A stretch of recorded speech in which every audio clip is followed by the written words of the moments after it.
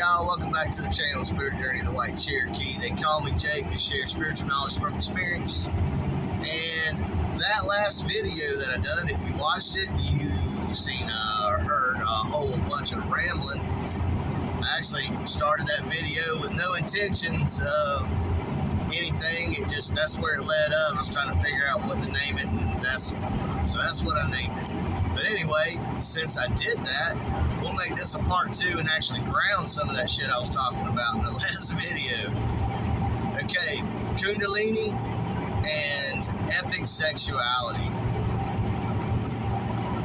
It's hard to put it into words. A lot of people have a hard time talking about sex. A lot of people have a hard time hearing about anything to do with sexuality. A lot of people are very offended if anything sexual gets brought up, and a lot of people love talking about sexuality, and even more love hearing about sexuality. Just things of a sexual nature, sexual connotation. It's where the funniest humor's at. It's where the best emotional connection and everything is at. So, whole big diverse world out there. Me, I love talking about it, always have. It boosts the energy. Energy usually elevates anytime that type of humor is brought around, as long as it don't go, start getting like real vulgar and gross, because then it just, that's turn off, disrespectful. Anyway, back on point. The reason I'm saying that is because sexuality and Kundalini are two organic facts of life. That's a factual truth of your being, and how you perceive it, well, that's all based on your upbringing, your belief system, what you've heard from other people, and those types of things are not organic truths.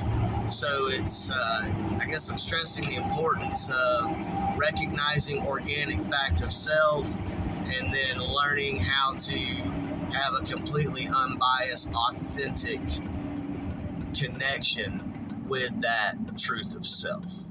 That's what it boils down to. No one else should be in your head dictating to you how you should feel about you, if that makes sense.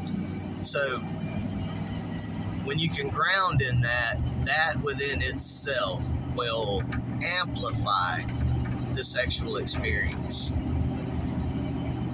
The nervous system within the body has to be challenged in ways so that control can be gained within those frequencies. Because if something's just all new, sporadic, it can overload the nervous system, and that's not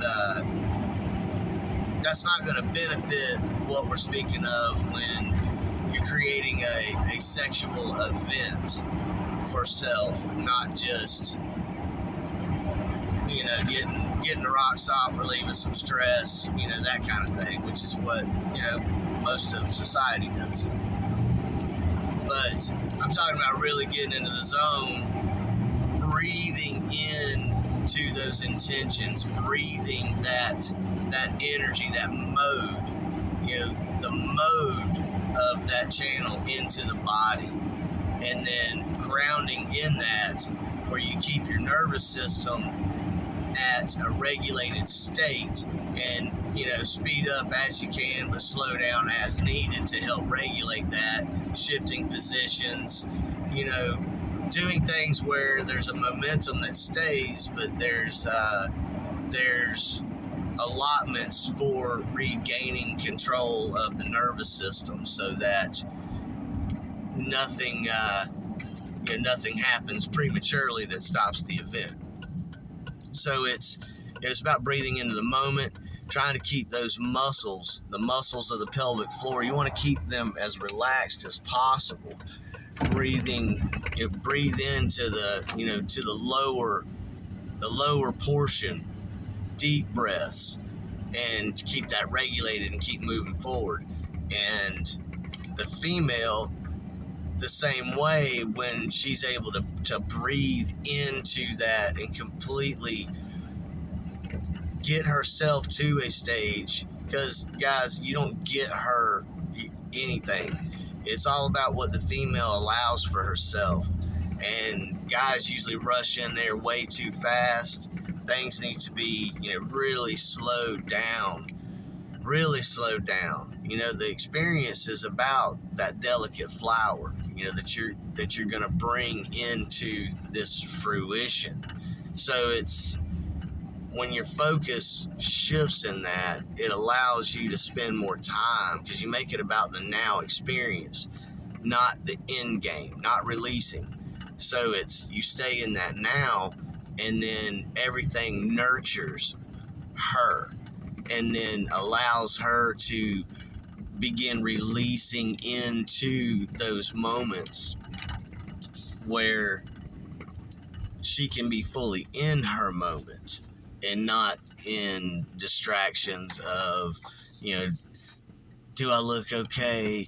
Is everything all right? Am I acting right? Is there, just everything that just kind of squashes the self-image and hinders the process, because you want to just put full confidence into your moment, and you don't want distractions like that. And that's basically all I was getting at. That short little summary. It's basically all I was getting at with that last video. Is when you can do that and you can really harness into your now moments, you begin getting out of the way, and the Kundalini can elevate as it's allowed. That can get into a whole deeper level, but enhancing the sexual experience that should be something important for everyone, of a mature nature. Everyone of maturity should always be, I'm not dictating everyone, just saying, seems like mature people that do mature adult things would want to figure out how to do those adult things in the best adult way possible. So tapping into that primal root, allowing her time to fully engage into the experience without rushing her into it, where she can fully open and fully bring her mind to the yoni and unify that way, where the heart right in the middle connected, everything begins amplifying, and then you begin the deep breathing, and then work her in areas where her sensations are. Most of all of the nerve endings are right there close to the the very front, the very surface. You can do some research and see how that's all mapped out and get good ideas of best ways to engage those processes. But it's work in that way until you can really start digging deep, if you know what I mean. Anyway, peace, y'all. One love, one light. Later.